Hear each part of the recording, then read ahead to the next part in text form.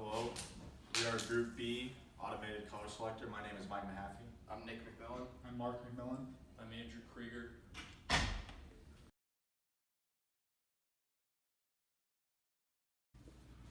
Group B project statement: design, build, and sell a safe, automated primary color dye mixer to schools for the purpose of teaching children how 12 secondary colors and shades on a color wheel can be made via the primary colors. The user will select the desired color, and then the machine will automatically deposit the correct amount of each primary color to create the selected color. Either water-based paint or dye will be used in the machine, so that if a mess is made, the cleanup is easy. The cup with the colors will be mixed automatically. From here, the final dye mixture will match the desired color chosen at the beginning.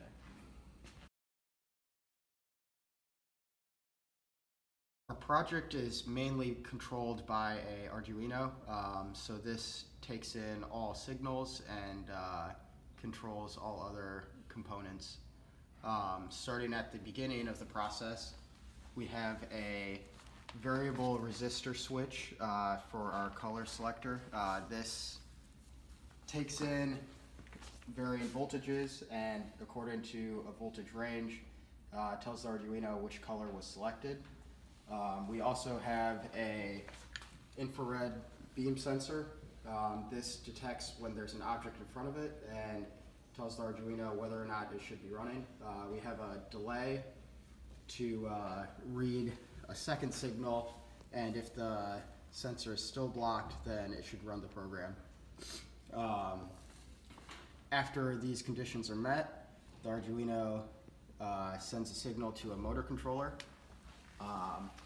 This motor controller then sends signals to our stepper motor, and the stepper motor runs through a set amount of steps to move our carrying disc, which contains all of our liquids and bottles.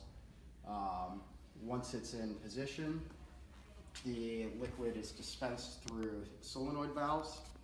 These solenoid valves are run off of a relay system, which also receives signals from the Arduino.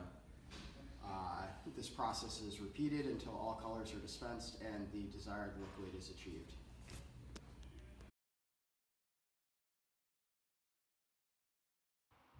For our prototype, we had 5 performance goals. The first was to be able to fill a cup in under a minute. The second was that we could produce 6 of the 12 colors without any manual maintenance in between runs.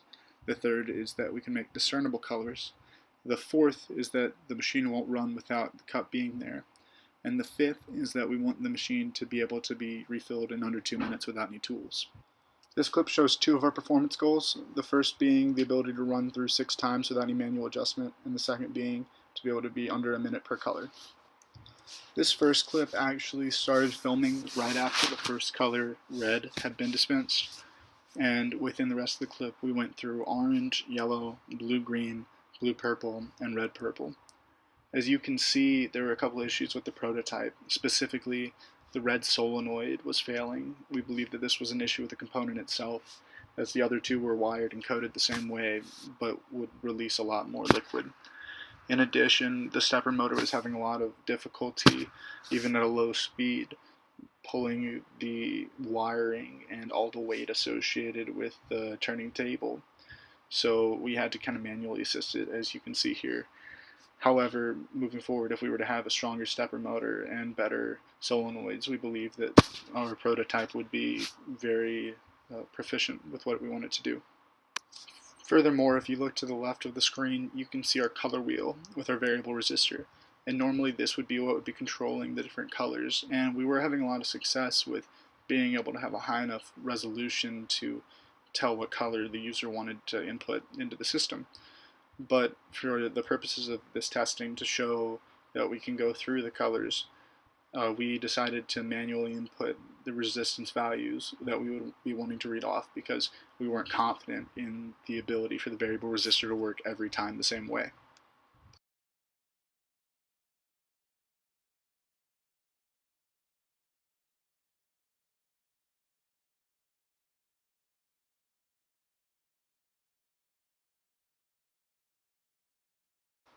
What you can see here is an error in the code that has since been corrected, where instead of rotating towards blue for the purples, it was rotating towards yellow and still dispensing from the blue, which explains why it went towards the yellow. But since the filming of this video, this has been corrected.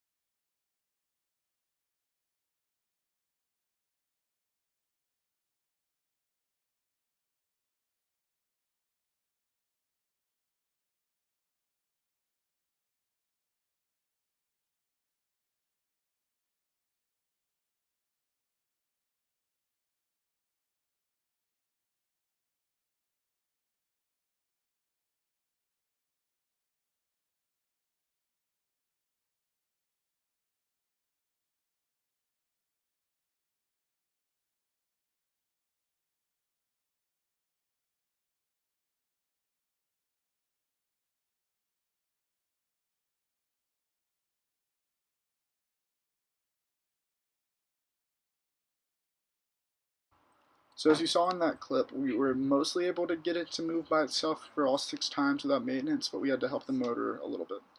And in addition, we were able to get definitely under 1 minute per color. Now, next you'll see a picture of what the colors actually ended up looking like. And we're actually really happy with this because they all came out to exactly what we wanted them to look like.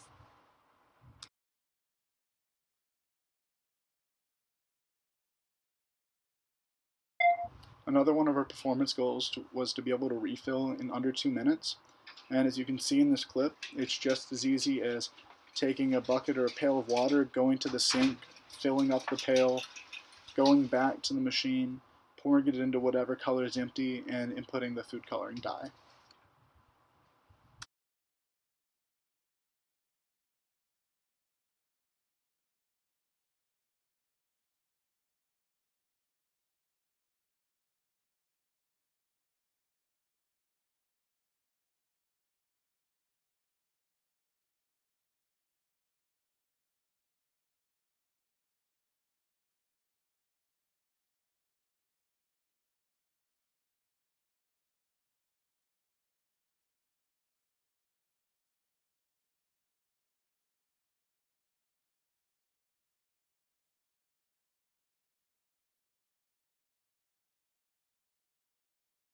So as you can see there, that was definitely under 2 minutes. It was actually a minute for one, but that could project out onto the others very easily. Captions. Now, as I mentioned earlier, our variable resistor does work. We just weren't confident with the testing that we would be able to get it through all 6 times to be picking up the correct resistance coming off the resistor. So one thing that we weren't able to complete within this project was getting the IR sensor to work and making it to where we could keep the machine from running if there wasn't a cup ready to go to catch the liquid. Now, this is because of a couple reasons. The first being our IR sensor just wasn't very high quality, and the second, we were getting a lot of confusing feedback off of it, whether it was just picking up the wrong frequencies of light or it just wasn't picking up the light at all. Overall, while we are happy about where we were able to get our prototype to, we noticed that there are some things that went wrong in our project that we would like to explain. Firstly, we believe that some of our components were not as high quality as we would have wanted them to be. For example, our solenoids relied on a pressure distribution because they cost around $3 a piece, and we just didn't have the amount of pressure within our cups to be forcing it through. In addition, like I mentioned earlier, our IR sensor just wasn't high enough quality to get a resolution, as was our variable resistor. So moving forward, what we would want to do, if given a higher budget and given more time, would be first to upgrade our components. You can get brass solenoids for around $20. So if we were able to upgrade to that, we would have a much smoother flow and have much less variability with the amount of liquid coming out of our solenoids. Past that, we would want to add more components, like a casing, buttons to make it start, and something that can stir it without having to just rely on the diffusion of the colors within the cup. Past that, we would want to start from scratch and remachine everything, possibly making the entire base, instead of out of multiple pieces, into just one larger piece. And more importantly, making sure that none of the wires were pulling back the solenoids as they were trying to rotate from the stepper motor. With that, we would just like to say thank you for everyone who helped out making the project. There are too many people to mention, but we really appreciated it. And thanks for watching our video. We put a lot of hard work into this, and we're very happy to have completed it.